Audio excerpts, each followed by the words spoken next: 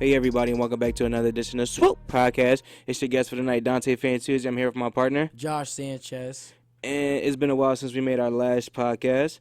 So our topics for tonight are going to be, well, we haven't hit this sport in a while. Well, we haven't hit this sport at all.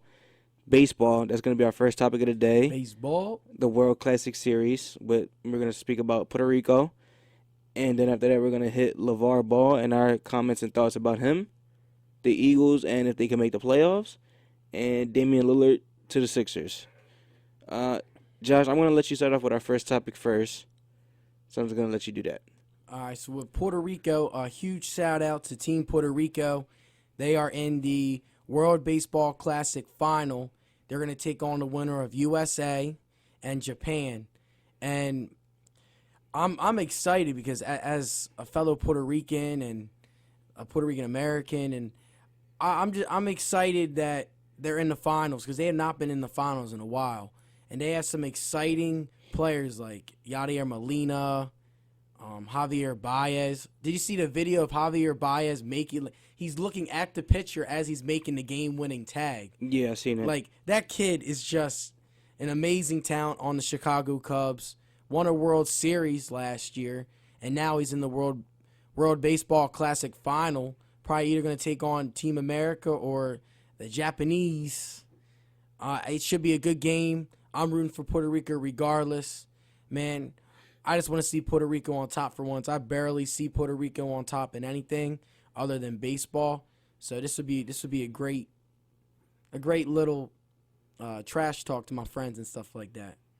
Well, on the same hand, a big shout out to Puerto Rico because I am a fellow Puerto Rican myself. I definitely feel like this roster that they have this year has definitely been one of the best rosters they had in a while. A lot of these players are superstar players for their teams currently in the MLB. We're talking Carlos Carrera, Javier Baez, Carlos Beltran, Francisco Lindor, and so on. But baseball to me is a fundamental game. You can't really teach anybody about teach them anything more than just the fundamentals and the basics about baseball. So I'm not degrading the game because I definitely used to play. It was the best sport. It was the sport that I was best in. The only sport I was actually really good in. So it's just something that is a fundamental game. But a very big shout out to PR.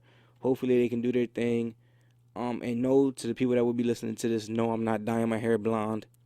I'm not doing that. If you think I am, to the people that have asked me to do it, you're stupid. Yeah, you're crazy. There's something wrong with you. So I'm not doing it. But that was just a quick little shout out for PR. Huge shout out, man. I know my dad's ecstatic. Yeah, oh yeah. Every Puerto Rican's ecstatic, bro.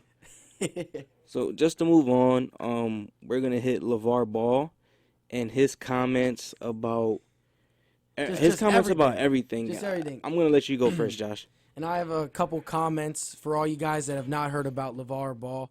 He is the father of Lonzo Ball, the starting point guard from UCLA that is going to be a top 3 pick in the NBA draft easily, hands down.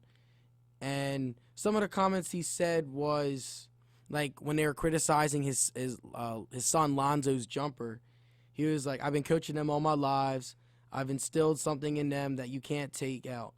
No shot is a bad shot. That's just another thing he said. He comes at Charles Barkley on live air saying, if Charles thought like me, maybe he'll win a championship. And which is true. I mean, Charles Barkley did not win a ring. And that's something that everyone's going to hold against him. Some other things he said was, Lonzo Ball, the only team he's going to play for is the LA Lakers. Like, come on now. What if Lonzo comes to Philly? Is he going to get traded to LA? I don't want to deal with that. That's just my opinion. That comment was a little bit overboard. And then another thing he's doing is he's creating his own brand, which is called Triple B's, Mm-hmm. And they had a couple segments on it, like on First Take and stuff like that, where they were talking about it. If Lonzo and his 2 other boys become really successful, it'll be a huge success, his brand. His brand will be right up there with Nike, Adidas, Jordan. But if his players turn out to be bust, his brand is going to crash. So he's taking a big chance. And he also said his son Lonzo is going to be better than Steph Curry. I mean, I would want my dad to talk big about me like that. That's my opinion. I just think he just brings entertainment to the sports media and stuff like that with his outlandish comments, like how he can guard Michael Jordan 1-on-1 in his prime. Like, I mean, I'm just giving you a little intro. Dante, how do you feel about LeVar Ball's comments? LeVar Ball is just putting a target on his son he doesn't want to put on his back. You're sitting here making these comments about other superstar players when, one, your son hasn't played a game yet in the NBA, saying he's better than Steph Curry. That right there, you done surpassed the line right there. Steph Curry, arguably the best shooter in the league, and really go down as the best shooter to ever walk through the NBA. He's only, 28, 29 years old? He's already ranked top 10 in three-pointers made in the history of the NBA. He's already ranked top 10. And he's still young. He's still in the prime of his career. Yes, that is true. And I don't really think he's hit that pinnacle yet where he's going to end up being the number one player in the league, in the history of the NBA with most three-pointers made. Yeah, he's going to pass Ray Allen. I was saying easy. about 3 years he's going to pass Ray Allen. So that right there, you're just making yourself look even dumb. Okay? Now, we all know he's doing this as a publicity stunt. We all say bad publicity is good publicity. But what he's doing to his son right now is something you don't want to do because you're putting him in an even tougher situation than what he's in. He's making teams scared to draft him because of the criticism his dad is going to give to the organization when something doesn't go right for that team or for his son. It's like, let's say if we were to have, the Sixers were to have Lonzo Ball, he has a little attitude problem. Brett Brown sits him the whole fourth quarter. Not only you have to deal with that, you're going to have to deal with the media and then his dad. Nobody wants to deal with that. Now, the same thing can be said for Serena Williams' dad when they first entered pro tennis, as well as Tiger Woods' father when he first entered golf. People were questioning their parents being a little too crazy and too overboard, and then you look how they turned out. But there's a difference, though. They're not playing for an organization. At the same time, though, they're both young, upcoming stars in every sport that they play, and their parents are a little crazy. I mean, I understand what you're talking about. I'm just giving you a difference of like the other direction. But the reason why I don't think you compared the two is because tennis is a whole different sport, and so is golf. Golf, you're really playing for yourself, and you're showing your skill set compared to other golfers. You're not coming together with like 4 other players on a team with a bench and a coach and with a whole organization and a whole city behind you. You're not just coming with that. Yeah. Those sports, you're coming by yourself. Well, with the Williams sisters, it's 2 coming together with their parents. But with Tiger Woods, he's coming by himself with his father. There's no baggage to come. There's no other baggage that's gonna come with that. Now, I mean, you can call LeVar Ball crazy, but you can at least give him the credit where he like basketball skill wise, he has raised all 3 of his sons really well because all 3 of his sons already have scholarships at UCLA pretty much for the most part. Yeah, they do. His youngest son's already a 4-star recruit. But let me tell you one thing though. His second son is a 3-star recruit. Yes. How many 3-star recruits do we see go to UCLA? Not many. Yeah. Now, we don't know what happened behind closed doors. So obviously there had to be an agreement between UCLA and the Ball family. Listen, if you take Lonzo, which is the best player out of all 3 brothers, you're going to have to take LiAngelo and LaMelo. That's just how it's going to work. If you want Lonzo, you're going to have to take the other 2 when they get there. That's how that had to work. Because LiAngelo, come on now. You really think he's really going to... If he wasn't a Ball brother, if he had a whole different name and came from a whole different background, you really think he's going to get a full scholarship from UCLA? No. I don't really know, but LaMelo, but he's still, what is he, a sophomore? But facts speak for themselves, though. All 3 of his sons are going to go to UCLA, and his son, even though people do question it, scored 92 points in the game. Yeah, everyone's saying cherry picking, but cherry picking and you don't play defense. Yeah, cherry picking, but if you really think about it, if the other team was smart, he would put a kid back there to stop the cherry picking. You're right. if he was But you if know, the but you coach want to was know one thing. smart. But you want to know one thing, though. You really want to know one thing. That basketball high school game score was an all-star score. The score was about Oh yeah, 146 to yeah. I 140. know. I So really, agree. defense wasn't being played on both ends of the ball. I know. I agree. The West Coast basketball is way different than the East Coast. The East Coast plays tremendous defense. I've You're seen right. it firsthand. Now, I mean, I'm just telling you though, like people argue about like his 92-point game and stuff like that. Mm-hmm. I'm gonna sit up here and give him credit for raising. I mean, I think he's crazy for some of his comments, but I will give him the respect though that he raised all three of his boys to at least get a full, like pretty much a scholarship for UCLA basketball. I'm gonna at least give him the props there, and his son's gonna be a top 5 prospect in the NBA, top 3 prospect in the NBA. So I'm gonna give LaVar Ball the props for that. But I agree with you, like no defense on the West Coast and stuff like that. I've seen all the games on the West Coast. There is no defense. There's none. And the East Coast, you got to earn your points. But I mean, he does bring a lot of bad media, and you know what? And like they always say, bad media is good media, and it's just entertainment. Like You know what he's gonna do to his son's career? Let's just say Lonzo Ball does get drafted by the Lakers. yeah, The Lakers is the number 2 mark. I mean, Los Angeles is the second highest market in the U.S. yeah. And another problem, Okay. they already have hold on. Russell and Hold on, Clarkson. hold on. I'm not done yet. I'm not, because if you really want to think about it, Lonzo Ball is gonna probably be better than both those players. So you could probably kiss both those players goodbye, or you can kiss one of them goodbye and bring the other one off the bench.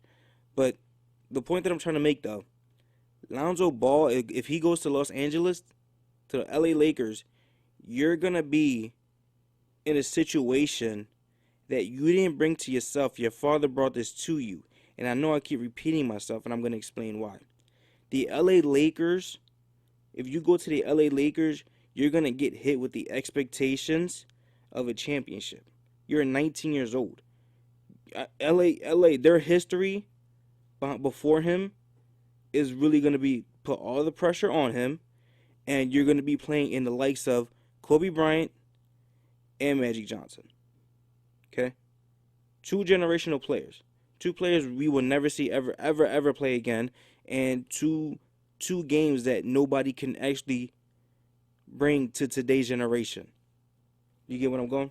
Yeah, Okay. Now, let's say again Lonzo Ball does go to the Lakers.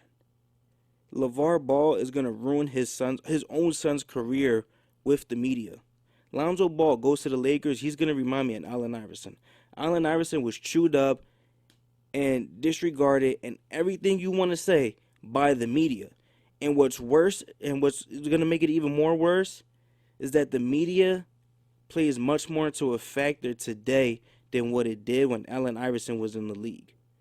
Because when Allen Iverson was in the league, yes, we had the internet, but we didn't have MySpace, we didn't have Facebook, we didn't have Twitter, and we didn't have Instagram. And he's a 19-year-old kid. Not too many kids can take criticism. So LaVar Ball, if he keeps going the way he's going, and his son does end up going to the LA Lakers, he's going to ruin his son's career. I'm just putting it just like that. You're going to ruin your son's career. You're making comments that aren't even necessary. You averaged 2 points in college, but yeah, you think you can guard Michael Jordan one-on-one in his prime career. Cool. Not only that, you have the audacity. A grown man, you have the audacity to criticize the NBA's most popular superstar in today's generation, his kids. Why are you bringing LeBron James' kids into a situation that have nothing to do with this? Mind you, you're a grown man. That's how he is as a person. That it's childish, you're immature, and it just says a lot about who you are as a person. You don't bring another man's kids into a situation. LeBron James' kids are what, 12 and maybe 7 to, I don't even know how old his youngest son is. But Yeah. Bronny Jr. is 12 years old. Why are you criticizing him? Why are you saying he will never be as good as your kids? The kid's 12 years old and already has a standing offer from Duke and Kentucky. Yeah, but you also have to realize though that everyone has everyone is allowed to say what they want to say, and everyone has their opinion. I mean, I agree. Like, LaVar Ball has said a lot of crazy stuff, and he's wrong for criticizing LeBron James. But at the same time, that he's the parent of his 3 boys. He has the most confidence that his 3 boys will turn out to be superstars. You can go your direction if they can become bust and the media handles them wrong and stuff like that. But there also is another direction. If his 3 sons turn out to be the next big things in the NBA, he's not going to look crazy anymore. I mean, you can go either way with this situation. I understand completely what you're saying. Right now, his comments are crazy and out of control. But it's America. It's a free country. You're allowed to say whatever you want to say. It may piss off a lot of people, but at the same time, it doesn't really change. It really doesn't change anything. His opinion is that opinion. So No it's matter okay. how much everyone criticizes So it's him. okay to be a grown man and to criticize little kids. That's okay. That's him. He's Because comparing. that's the way you're making it sound like right now, Josh. It's he's okay to criticize little comparing. kids. You're a grown man. Why are you criticizing little kids? Because he has the opinion to do that. That's just how he is as a person. You just got. I mean, everyone says crazy stuff in the past. Like we've seen, like with politics and stuff like that. Everyone has their opinion, but at the end of the day, it doesn't really change anything. He's going to continue to say what he wants to say, no matter who criticizes him, because he does not care what everyone else thinks. He believes that his 3 boys are the best in the world and are going to be the best, which is fine. You're No, a parent. only one. Lonzo's the only one that's going to actually be in the NBA and that's your really make opinion. a career out of it. And that's your opinion, and I respect your opinion. Mm-hmm. And I agree with you, but I'm just telling you the other side of this argument. He is going to think the way he wants to think. He is the parent of his 3 boys. Yeah, his second son I think Lonzo and the youngest one could be something special in the NBA. I don't know about the middle child, but he believes in his 3 boys. He's raised his 3 boys. They're all going to UCLA, and he has the most confidence in them. Okay, see, I know where you're coming from. Those are his kids. Yeah. And I understand, you're going to think your kids are the best players. I'm pretty sure if I was in the same situation, I would think the same exact thing. Yeah. Yes, my kids are the best players, and they're going to be the best players in the world. But as a grown man, you don't bring others' children into a situation that they have nothing to do with this. I'm still trying to figure out, why are you bringing LeBron James' kids into the situation? Why are you bringing another man's family into the situation? You don't bring another man's family. To me, that's equivalent about worrying about another man's pocket. Focus on where you are and where your kids are, because you never know. Tomorrow, I mean, when's the next time UCLA plays? They play Kentucky Friday night, I believe. Thursday or Friday night. Your son, Lonzo Ball, can break his ankle and be told you can never play basketball again. Wow, you look even dumber than what you look now. Yeah, and right now he does sound dumb, and I right now I will, like, I gotta go to different direction to make this podcast interesting, because I know you don't like LaVar Ball for his comments and stuff like that, but I'm just bringing the other side of the argument in, that he has the right to say whatever he wants to say. He has his most confidence in his boys, which is fine. You want your parent to have confidence in your sons. Has he taken it too far? Yes, he has taken it too far. But at the end of the day, if his sons turn out to be the biggest thing in the NBA, he's going to look like a genius, and we're all going to look like dummies. But for now, his comments are outrageous and out of control. I agree with that. But the same thing can be said about Serena Williams' parents. Yeah, you can say different sport, but I think tennis, it's mostly one-on-one. And if your son, your daughter or your son loses one-on-one, the more pressure's on them to win the game, because everything's on themselves. Like you say, like tennis is different than basketball and stuff like that, but tennis, it's one-on-one. If your son or daughter gets embarrassed in tennis, you're going to look like even more of a fool, because she's not on a team. She is her own person. And we saw how Serena Williams turned out, and Venus, both Hall of Famer tennis players. Serena, the greatest tennis player of all time, in my opinion. And then same thing with Tiger Woods and golf. Like right now, he's being criticized because he can't stay healthy on the golf field. But when he was winning, all the crazy comments his parents said, everyone's like, you know what? They were right. And right now we're just gonna have to wait and see how his sons turn out. Lonzo looks like a terrific player, great team basketball player. I've seen him. I really like his game a lot. His jump shot is a little bit funny, but out of all Lavar's comments, he said the one I agree on is the jump shot. It doesn't matter how ugly it looks. If you master that jump shot, it's gonna go in, and that's all. Like one of the only comments I agree with him. And if his sons turn out to be the next big thing, man, we'll all respect LeVar Ball, and then his brand will go big and stuff like that. But if they turn out to be bust, I still wouldn't respect him. If they turn out to be bust, then we're all gonna bash him, which is already happening now. I'm gonna bash him now until the day I die. There's no reason for you to be bringing other people's kids into a situation that they have nothing to deal with. Honestly, Josh, you have a 12-year-old kid, and however old LeBron James' second kid is. Okay, these kids don't know what's going on.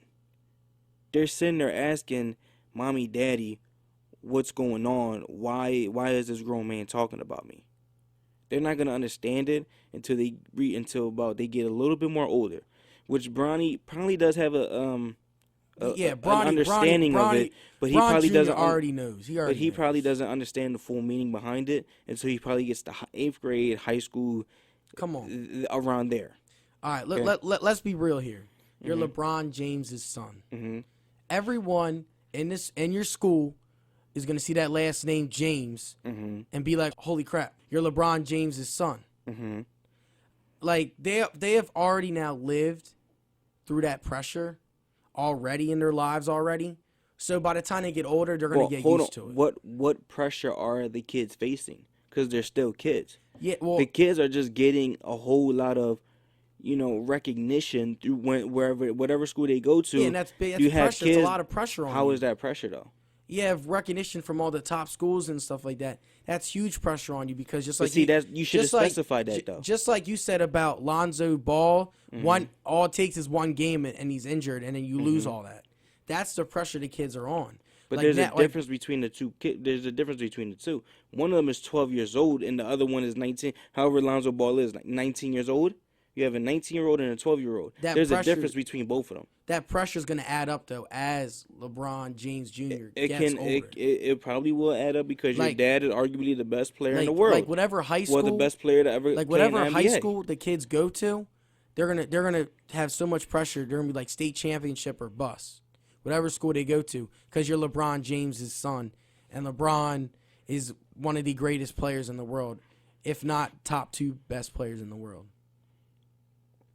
And I mean, I get what you're saying, and I think LeVar Ball has gone too far with his comments, but at the same time, I'm gonna stick to what I've been saying.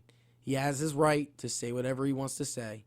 Now he's got to wait and see how his sons play out. That's all. That's all I have to say about it. All right, well, we're going to move on to the next topic. We're going to stick with basketball.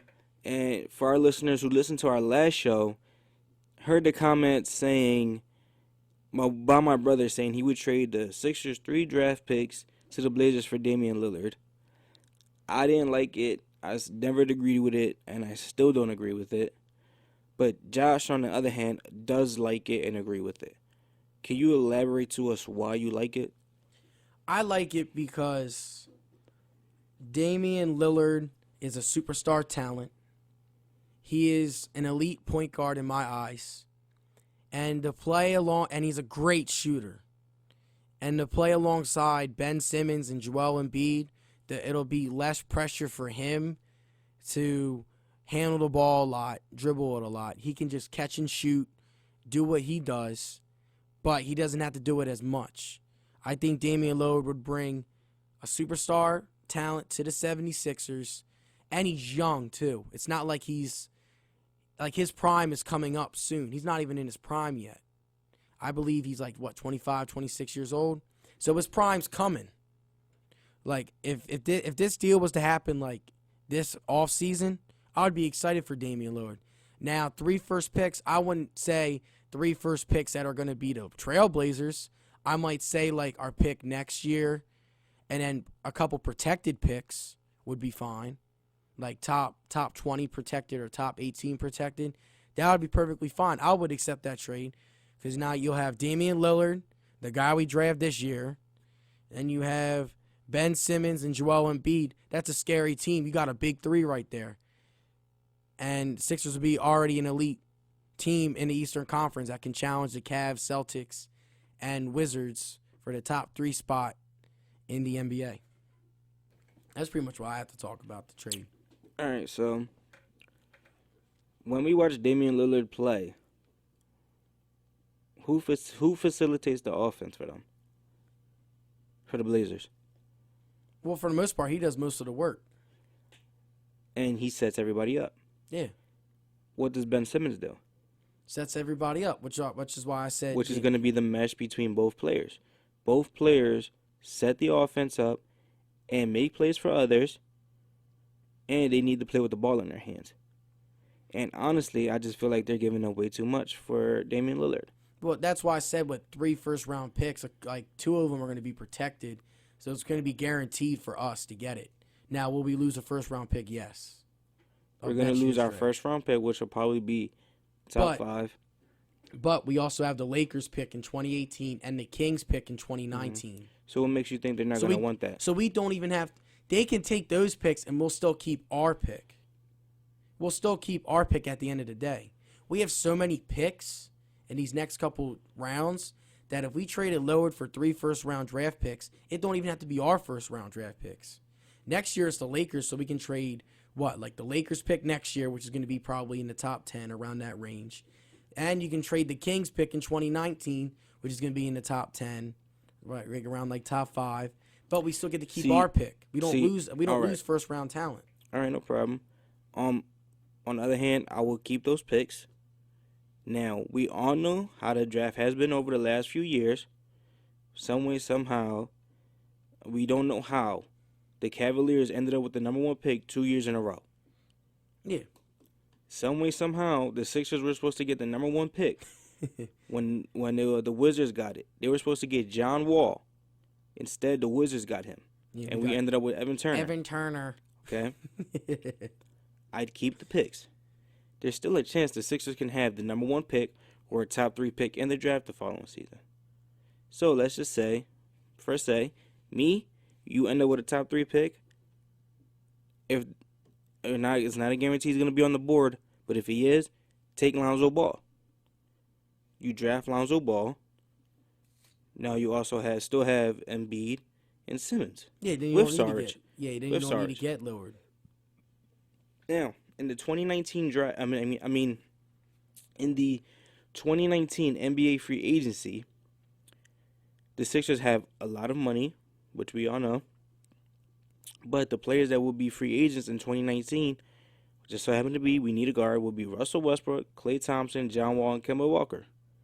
Now, out of the 4 players I just named, 3 of them are the only superstar on their team.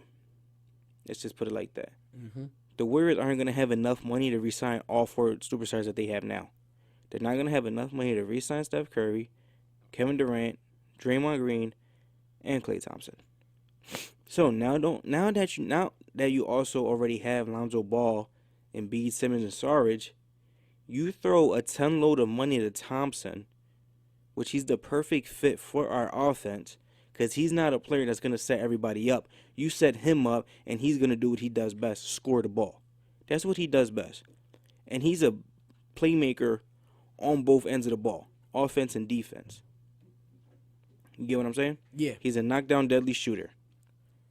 Now, another thing is, if he came to the Sixers and you already have those other 4 players in set and you add him to the team, you're not going to really leave a championship contender team, because there's not too many teams coming out the East.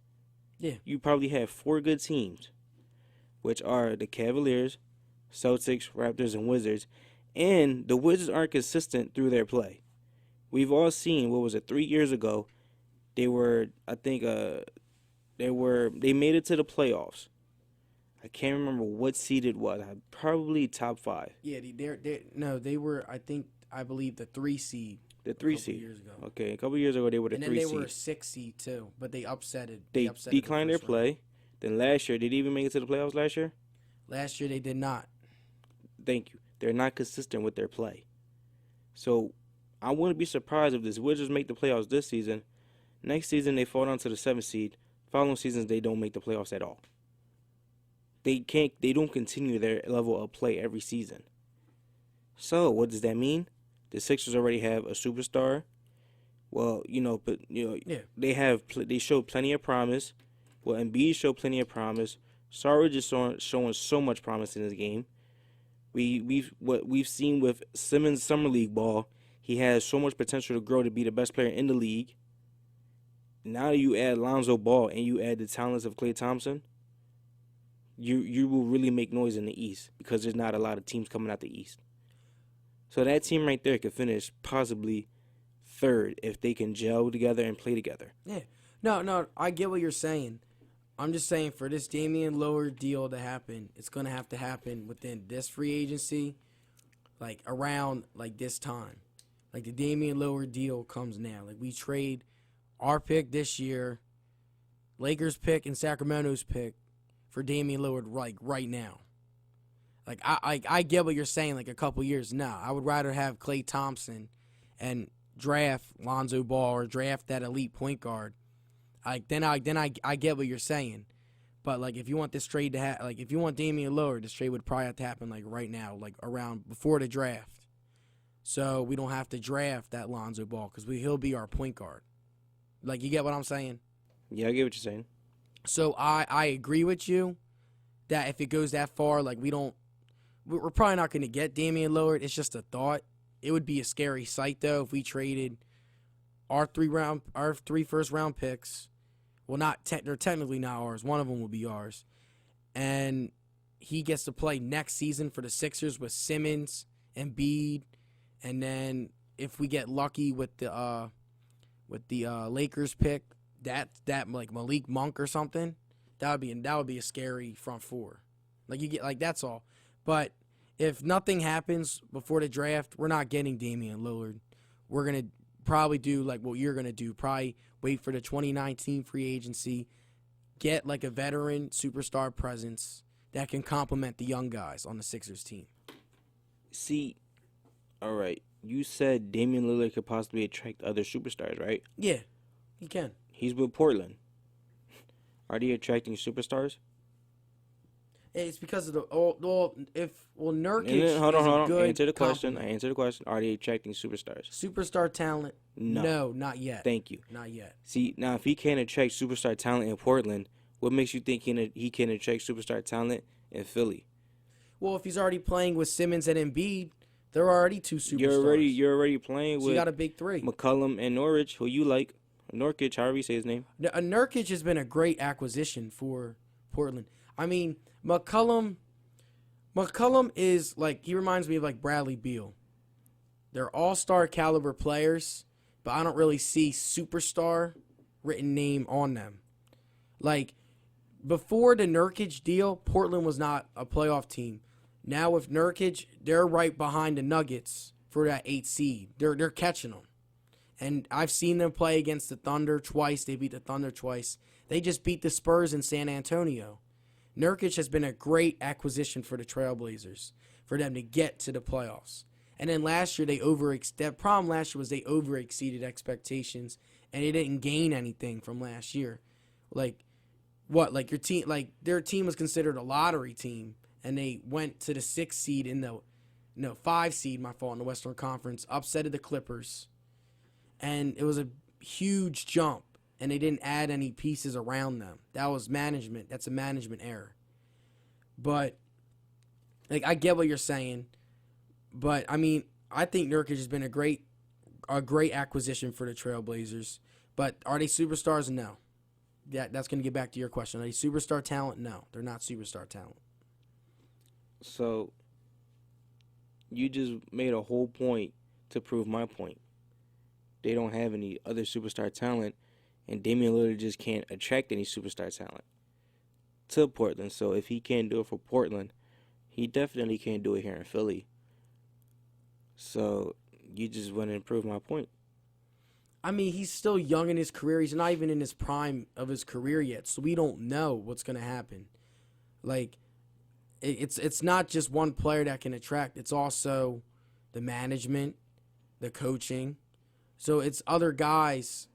They made it to the playoffs before. Didn't they make it to the playoffs last year? Yeah. They made it to the playoffs the year before? Yeah. Well, they lost Aldridge. So they made it to the playoffs without Aldridge. Yeah, and but that your superstar in Damian Lillard, and that should attract. You still can't attract superstar talent when this off season, you had Isaiah Thomas. He went and attracted not superstar talent, but all-star talent in the off season. So why can't Damian Lillard do it? Well, I mean, Kevin Durant. Think about who were the superstars in this past free agency. You have Kevin Durant. Mm-hmm. He was going to go to Golden State regardless. Knowing that they lost the finals, he's going to Golden State. Who else do you have in that free agency? I don't know right now on the top of my head. Like Al Horford, not superstar talent, all-star caliber player, goes to Boston because of Isaiah Thomas. Because, I mean, I think Nurkic coming to the Trailblazers is not similar as Al Horford because Nurkic still hasn't proved himself yet. Like to be he hasn't made an all-star roster yet. But Nurkic can play. He's low-key been one of the great acquisitions for the Trailblazers. So if you want to make the playoffs now and you have to choose between Aldridge and Nurkic, who are you taking? Oh, I'm taking Aldridge. I mean, Horford. My apologies. Horford or Nurkic? Yeah, I would take Horford. Thank you. Only because Damian Lillard cannot attract superstar talent, which if he was to come here, he still can't attract superstar talent.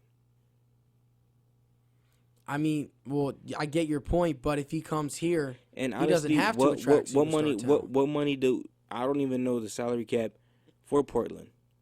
So I'm not even sure if they would even have the money to spend on a big name free agent when they just gave Damian Lillard a 5-year contract extension for $139 million. Which comes back to our last podcast about people getting overpaid.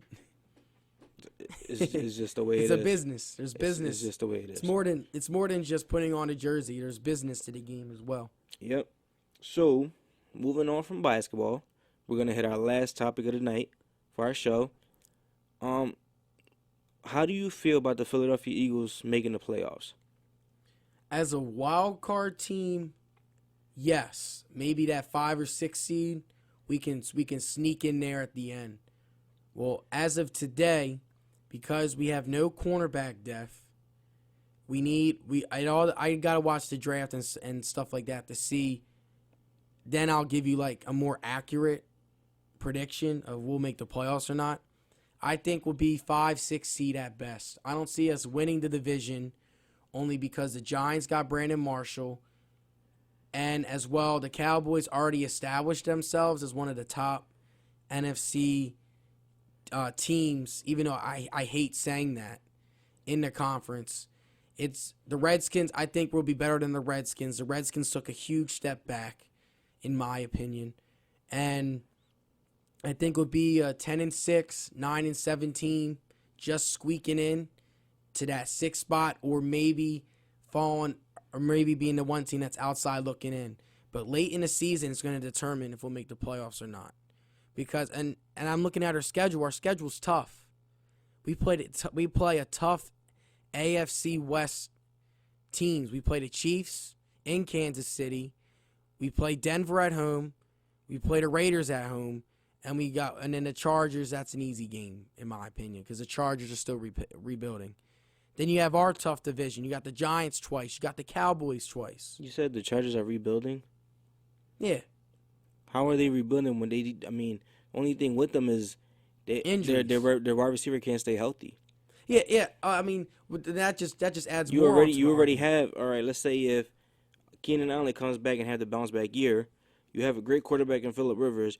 You already have a number 2 receiver who established himself. And then you got Melvin Gordon. You have Melvin Gordon. They established their run game. You have an up-and-coming, improving defense.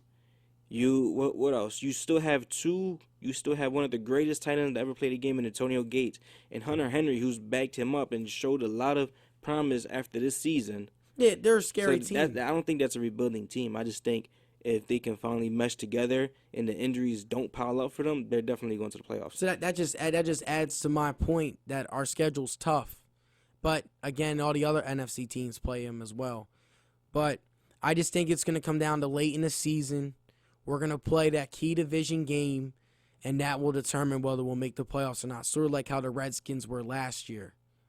They had to beat the Giants to get in. Giants already clinched a spot. If we win that game, we're in. If we lose, we're outside looking in. That's how I look at our season. All right. So everyone is discussing the Eagles need to go defense in the first round. That's what everybody discussing around the NFL is saying. That's the discussion around the NFL. Which makes sense. We have our Philly sports talk shows who are trying to compare this roster to the 2004 roster. Oh, no. That's too much of a jump. Now, the 2004 roster, we all know they made it to the Super Bowl. They had the likes of Brian Dawkins, Brian Westbrook, Donovan McNabb, Terrell Owens, Jeremiah Trotter, Lito Shepherd, Sheldon Brown, and Michael Lewis. Okay? In today's age, though, is an offensive league. Yes, you do need a stable defense.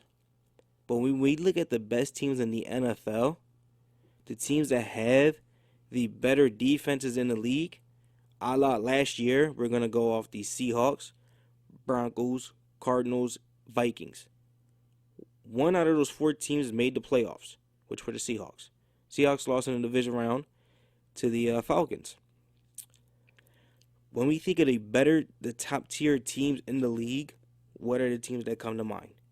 We think of the Falcons, Packers, Cowboys, Raiders, Patriots, the Colts if they can protect Andrew Luck. I wouldn't put the Colts at the top tier. How can you not put them at the top tier when the second year in the league when they made the playoffs, they didn't have a good defense. They just had an offensive line that could protect him. You've seen what he's done. It's because of their division. Their division was a joke 2 years ago. The Texans were awful. The Titans were awful, and the Jaguars. The Texans were still awful this year. They just had a good defense to win them the games. Yeah, and the Colts still couldn't beat them. One of my friends is a diehard Colts fan. We talk about the Colts all the time. They're not top tier anymore. I would not put them at top tier. Right. Only because they're in the weakest division in football. The Jaguars are if the Cleveland Browns are the worst, Jaguars are right there, and then the Titans are right there. They have not been good in more than 10 seasons straight. And what made it even worse, they've been top 5 in the draft year after year after year, and draft bust after bust after bust. The Colts. So that says something about the scouting. Yeah, and I'm just talking about how bad the Titans and Jaguars were. The Jaguars are now up and coming. The Jaguars have something now. And the Titans are too, which puts even more pressure on the Colts because their defense has a lot of holes. Their line has a lot of holes. One guy, how it used to be with the Colts, they're so used to their quarterback carrying them so much that there's so many holes on their other team. Peyton Manning carried the Colts for literally his whole career. And did they have a good defense? No. When they won the Super Bowl, that was their best defense back in 2006. And when we still think about it, their defense still wasn't top-tier defense. They just had a top-tier offense. And they only went to one Super Bowl. They were great all seasons. They went to 2 Super Bowls. Oh, yeah, 2 Super Bowls. My fault. Lost one. One, lost one. But besides those 2 Super Bowl runs, you did great in the regular season. When it came down to in the postseason, your defense could not make that key stop, and your team lost. Or Peyton Manning or the offense would get shut down because that's what when you play the Colts, you just got to shut down their offense and you'll be fine. And again, that's what I'm trying to say though. When you have a team, RK, I just wouldn't put the Colts top tier 1. Let's just say that's just you have opinion. The Falcons, Packers, Cowboys, Raiders. I'm just for you. I'm going to take the Colts out the list. Yeah, take them. Falcons, Packers, Cowboys, Raiders. their defenses are not top tier defenses. Besides the Raiders, well, with the situation that happened with the Raiders, with Derek Carr going down, it really took the team off. Now, I mean, they don't even have a top tier defense. They don't. Yeah. The Packers, look, they lost in the third round to the Falcons. Without a top tier defense, they still made it that far and still had injuries on the offensive side of the ball. The Falcons, they don't have a top tier defense. I mean, they blew a 25-point lead in the Super Bowl. And not too many teams are going to do that. I keep repeating myself. They're not going to do that. Their defense But it was just a situation that, I mean, it was just greatness, showing greatness in Tom Brady. But their defense is up and coming, though. Their defense will be one of the top-tier defenses. Just give them like 2 more years to develop. The Patriots, they do not have a top-tier defense. Like you say, though, they just have that system. They have that coaching where they don't take the best players on defense. Are you going player-wise? Because I mean, what makes the defense? yeah, I agree with you player-wise, and I'm not even going to lie. I was saying the same exact thing you were saying. Player-wise, New England does not have those like big-name superstars on their defense. But statistic-wise, They're up there. Yes, they they're were the up there. number one But defense in what the shows NFL to that, last though? year. That shows the coaching. The coaching is amazing in New England. Yes. They Yeah. have that system. Like Just you the say, they have Spurs. that system. They have that system. Okay, so really, they don't have a top-tier defense. They won the Super Bowl. Whatever, it is what it is, okay? So the point I'm trying to make is the Eagles don't need to have a top-tier defense. But the thing is, they keep saying go defense, go defense, go defense. Last year, we had 2 horrible corners. Well, I mean, our corners still needed help just as much as they do today. But what happened, though? They lost 6 games by 7 points or less. 7 points or less, they lost 6 games. Yeah. Throughout the season, throughout the course of the season, they showed eliteness throughout the season. Yes. When we played the Vikings, Falcons. Vikings, Falcons, Steelers, okay, those are just the top 3 teams that I can remember we played. They showed eliteness. We held the Pittsburgh Steelers to 3 points.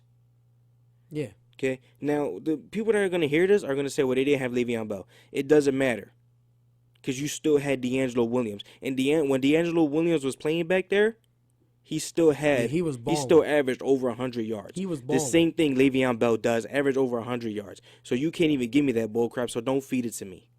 Don't. That's one thing you're not gonna do. Don't feed me that bull crap, because the man still averaged over 100 yards. The 2004 season, the Eagles had Jeremiah Trotter, Lito Shepherd, Sheldon Brown, Michael Lewis, and Dawkins. All of those players I just named, only one of them was drafted in the first round, and Sheldon Brown. Sheldon Brown was the only one that was drafted in the first round. Wait, did you say Lito Shepherd? Yeah, Lito Shepherd. Oh, wait, no, I think Lito Shepherd was the only Yes, one drafted in Lito the first Shepherd round. was. Sorry. Yeah, he Lito was the Shepherd was last the cornerback yeah. we Lito drafted. Shepherd was the out of that 2004 Super Bowl defense. Lito Shepherd was the only one drafted in the first round. Pardon me. But all of those other players, though, were drafted in the 2nd to 5th round, were still Pro Bowl selections, and Lito Shepherd was just a Pro Bowl selection, and he made the first team All Pro selection. So comparing the Eagles to other teams in the league, they can make the transition and really go to the playoffs this season, depending on the draft. Okay. At 14, they take Dalvin Cook. It's just adding more weapons to your offense and more help for Carson Wentz. Or would you go Christian McCaffrey? That's been another topic Dalvin brought Cook. up about the Eagles. Dalvin Cook. Only because McCaffrey is more of a receiving option and stuff like that. He's more of a speed back. I'm just telling you what everyone's Yeah, been but talking I mean, about Dalvin lately. Cook has the legit speed. Yeah, He I can know. break away. I want us to Quick get Dalvin Cook, acceleration. too. He has running back vision. He's explosive, and he's a tough running back. So with a strong draft, the Eagles are definitely going to make the playoffs. And I mean, hey, 2nd, 3rd round, 4th round, go defense all you care. Go defense all you want. We don't need a line. We don't need help with the line. We have so much depth at the line. It's great. I love it.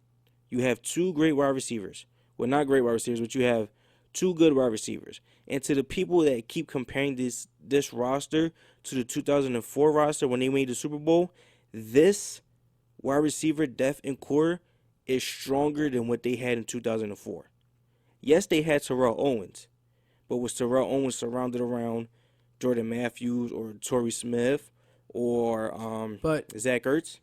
No. I like your enthusiasm for this season, but y'all, let's be realistic here. Carson Wentz is only going to be in his second year in the NFL. And look how much promise he showed last season. Yeah, I know he showed great promise. The thing is that he But didn't have he any still needs receivers to to get the develop. ball to. Yes, he still has to develop, but he's going to develop even better now that you have two good wide receivers. Well, actually three and a good tight end. He's actually going to develop even better now. Yeah, but I get what you're saying. But the difference between that '04 roster and a roster now, Donovan McNabb was in the prime of his career. When was McNabb drafted? In the late 90s, right? Like 1999, right? It was 98 or 99. 98 or 99. He's already been in the league 5-6 seasons, so he's gained that experience. Wentz is only in his second year. The kid has a great future. I'm not getting a knock against him. But it's Dak only, Prescott made it's- it to the playoffs in his first season. Yeah, and also Dak Prescott was put in the best situation. I mean, but how many Dak Prescotts are there in the NFL that just come in their rookie season, only turn the ball over 4 times? Mm-hmm. I mean, I get what you're saying. I get that. And I'm not putting a knock against Carson Wentz at all. He is a great talent. But I wouldn't say Super Bowl roster. That's pushing it a little bit. I love the fact that Alshon Jeffrey came here because of Carson Wentz. So people believe in this kid. But it's only his second year in the NFL. There's going to be times this season where he's going to make a mistake. There's going to be. If for us to make the playoffs this year, he's going to have to play a lot better than how he played last year. A lot better. All right, 14 interceptions is not going to kick it. Okay. Week 4 against the Lions, did we not have that game? Yeah. Our first loss came against the Lions. Yes. We had that game. What happened? We declined. No. I'm talking about game 4 when we played against the Lions. Yeah, Carson Wentz threw an interception at the end. No. Ryan Matthews fumbles the ball. Yes. If he holds on to the ball, we win that game. Yeah, he fumbled the So ball. you really can't knock the game on Carson Wentz. You I can't know. knock that game on Carson Yeah, Wentz. but you got to when put we played the some Giants, of it on Carson how Wentz. how can you put some of it on Carson Wentz? Because we still had Carson the Wentz ball. wasn't running the ball, and the ball didn't get popped out free. I get what you're saying. I'm not giving Carson Wentz the reason why we lost that game. Ryan Matthews was the reason why we lost that game. But I'm going to put a little bit on Wentz, though, because we still had the ball a minute 30. Mm-hmm. We have the last possession of the game. And he turned the ball over, which is fine. He's a rookie. I'm not expecting him So all right, to... but did you seen obviously you watched the game, Yes, right? I watched the It game. was a perfectly placed ball. It was a little bit overthrown. The ball was perfectly placed to Nelson Aguilar. All you have to do is make a play for it. Now, this goes back to where I keep saying he didn't have a wide receiver to get the ball to. If I bet you 10 out of 10, if that ball's thrown to Alshon Jeffrey's coming down with that ball. If that ball's thrown to Torrey Smith is coming down with that ball. All right, I'm just telling you, though, you got to put a little bit on him in that game. How can you, though? He threw an The interception. ball's right there. He had the ball at the end of the game. He made a rookie mistake, which is perfectly fine. I'm not mad. I even said my last year's prediction, we were going to be 6-10, 7-9 at best, and that's exactly what we were. I mean, I get it. I'm hyped too. I'm excited for this season. But I'm not going to say Super Bowl roster. I'm not ready to say that yet. No, nobody's saying Super Bowl roster. The claim is why I could think the Eagles can make the playoffs. And I think we can make the playoffs, but Carson Wentz going to have to take big steps forward for that to happen, which I think he has the potential to do it, and I'm excited for it. But don't get your hopes up too much, where you're going to expect Alshon Jeffrey and Torrey Smith to each have 1,000-yard seasons, and Carson Wentz is throwing for 30 touchdowns and only 5 interceptions. He's only in his second year in the NFL. Donovan McNabb in that '04 team, McNabb was in his 6th year in the NFL. But you know what it was, though? Experience. No. The Eagles did not when that same roster. It was the same thing with Donovan McNabb. Donovan McNabb was throwing the ball to Todd Pinkston, Freddie Mitchell for a while. The year they went and got him a wide receiver, they went to the Super Bowl. The first year Terrell Owens was with the team, they went to the Super Bowl. The year after, in 7 games, he had close up to 800 yards. Close enough to it in 7 games, which is an average about 100 yards a game. What happened? They let him go. Terrell Owens went crazy. Whatever that situation was. Oh, man. Okay. What happened after he left? Nothing. Nothing happened. Nothing happened. A couple years later, they traded Donovan McNabb to the Redskins. They got rid of the whole team. We went to an NFC title game in 08 And I remember that game. with the Jackson. Ball. When you just keep proving my point. Yeah, I agree with you. You're proving my point. The fact that we have these wide receivers to complement these quarterbacks. Without these wide receivers, they're nothing. I know, but my point is I agree with you with everything. Like, yeah, we gave Carson Wentz more weapons and stuff like that. But Carson Wentz is only in his 2nd year in the NFL. And I bet you any amount of money, I bet you anything. If you surrounded Donovan McNabb with the same weapons that you surround Carson Wentz his 2nd year, they're making noise and going to the playoffs. Well, it depends. McNabb in his 2nd season in the NFL, I don't know about making the playoffs 2nd season. Getting close, like winning 10 games, yes, I see that happening. But we're in a tough NFC conference. The Seahawks, if Earl Thomas comes back strong, they're right back in the mix. Cardinals, the Cardinals, if Carson Palmer played, because the reason why they fell was because of Carson Palmer. Huge decline year. If they find a way to fix that QB situation, they're back in the mix. The Cowboys and Giants in our division, it's going to be tough. And then you have the Green Bay Packers, Detroit Lions. The Lions were the 6th seed last year. So let me ask you another question then. Besides the week that we lost to Detroit, when we lost to Dallas, who do you throw that game on? The coaching staff. And that adds to my more point.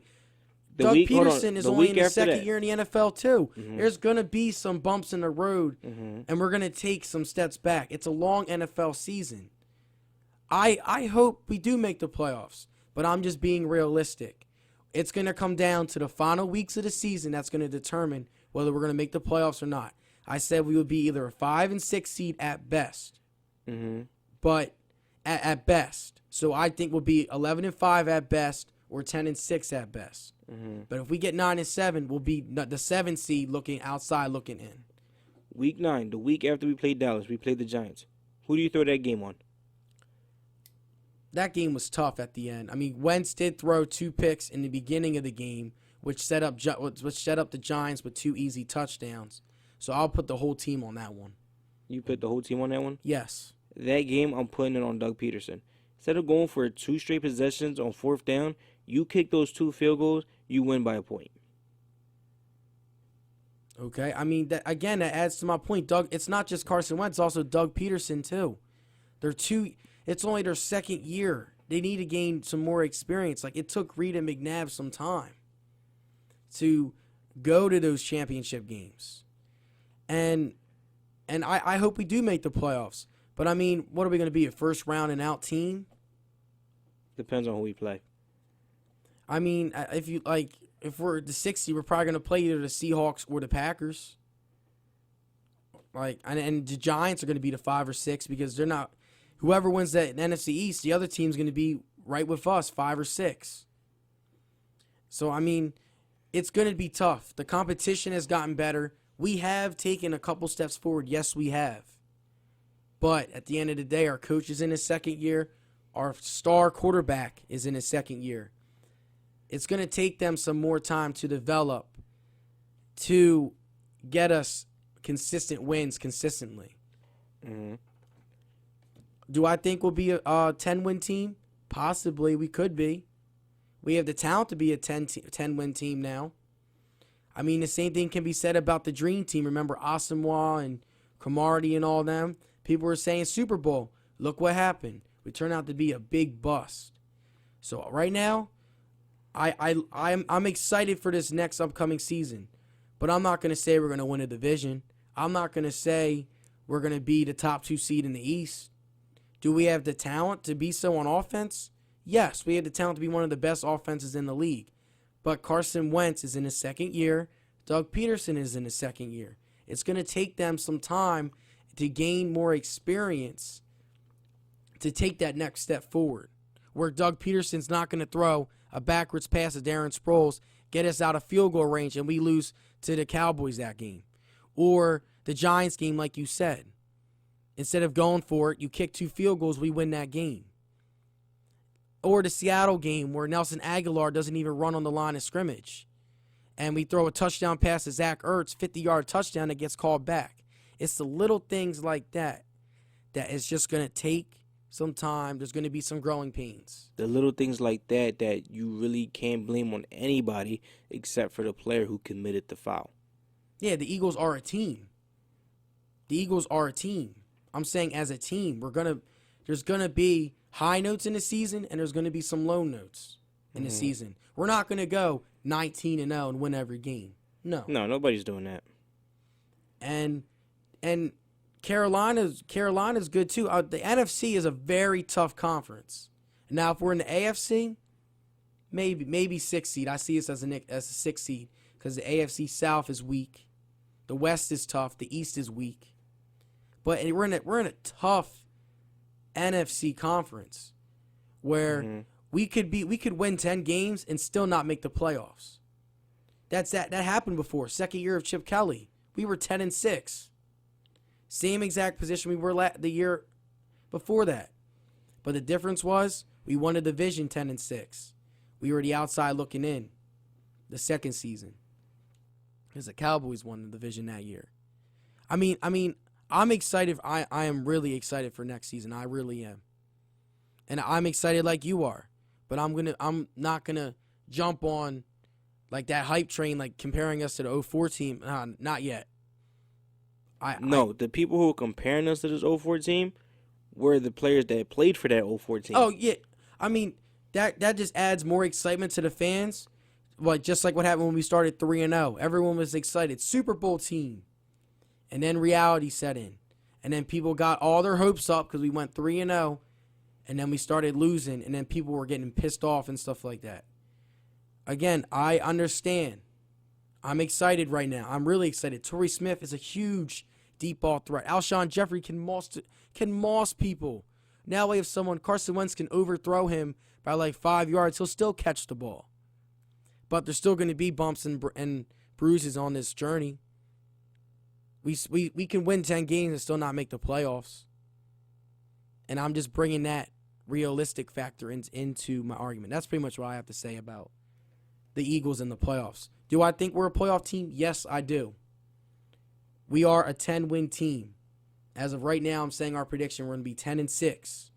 We're going to take that step forward this year. We're going to win those close games. We're going to win not all those close games, but some of them. Instead of being 1-6 last year in those games decided by 7 points or less, we're going to be either 3-4 or 4-3 in those games. I see ourselves as a 9-7, 10-6 football team as of right now. Right now, March 21st, 2017, 9-7, 10-6. So with a great draft, where do you see him at then? Then I will get rid of the 9-7. I will say 10-6. All right. 11 and maybe 11-5. All right. And we squeak into the playoffs as a 5 or 6 seed. We are in the toughest conference in football, and they're going to prove it this year when we play the AFC West. Now, if we were in the NFC North with the Packers, I think we can give the Packers a good run. But the way how the Giants have improved as well, I mean, the Cowboys, they haven't really done anything yet. I just think right now that those two teams are just a little bit ahead of us because they just have more experience. That's just my opinion. All right. Well, is that a wrap? For me, do you have anything else you want to talk about? Not really. Any closing remarks though about the Eagles? What do you think? I see the Eagles going either 10-6, 11-5. So you with a agree great draft. With a great draft. with a great draft. With a great draft. Anything else you want to say? If you could take Devin Cook in your first round, you draft valuable corners Yes. within our round with our later rounds. Hey, Something scary. We have why not and go we have 11-5? that core. Why not go 11-5? But this is Josh and Dante signing off. Swoop.